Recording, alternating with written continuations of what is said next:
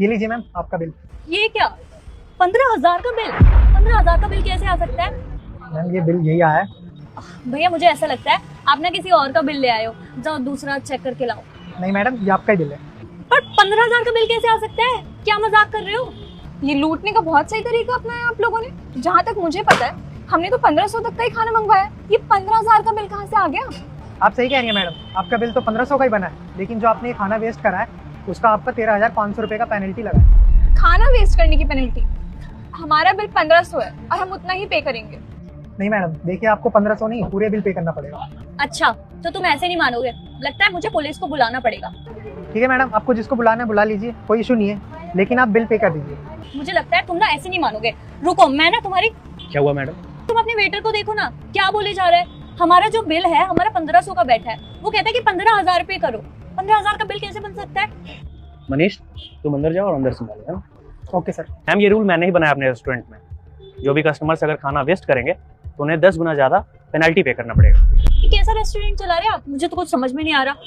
15,000 की पेनल्टी लगा रहे हैं, पर हमारे पास इतने पैसे नहीं है। तो मैम आप लोग एक काम कीजिए ना, ये जितना भी खाना है इसे खत्म कीजिए, ओके? और आपका जो जेन्युइन बिल है आप वही पे कीजिए, ओके? ये लीजिए मैडम आपका बिल पूरे 1100 रुपये का, और 400 रुपये सर ने डिस्काउंट किया है सिर्फ आप लोगों के लिए। ठीक है मैं पे कर देती हूँ। यार मुझे तो कुछ समझ में नहीं आ रहा है तुम्हारे रेस्टोरेंट का। कभी बिल बढ़ा के दे रहे हो, कभी बिल कम करके दे रहे हो, क्या चल क्या रहा है यहाँ पे? मैम ये तो आपको सर ही बता पाएंगे।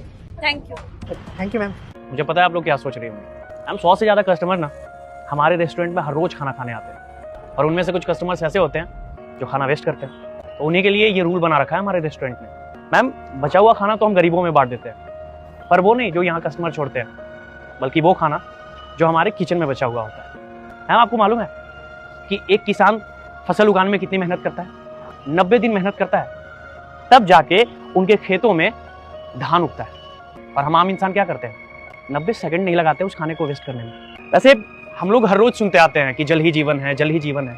मानता हूँ जल जीवन है, इस बात से डिनाई नहीं कर रहा, पर हम ये कभी नहीं कहते कि अन्न नहीं तो जान नहीं। सर आप ना बिल्कुल सही कह रहे हैं। आज आपसे ना एक अच्छा लेसन सीखने को मिला है। हम कभी भी फूड वेस्ट नहीं करेंगे sir. Good, thank you sir. Welcome.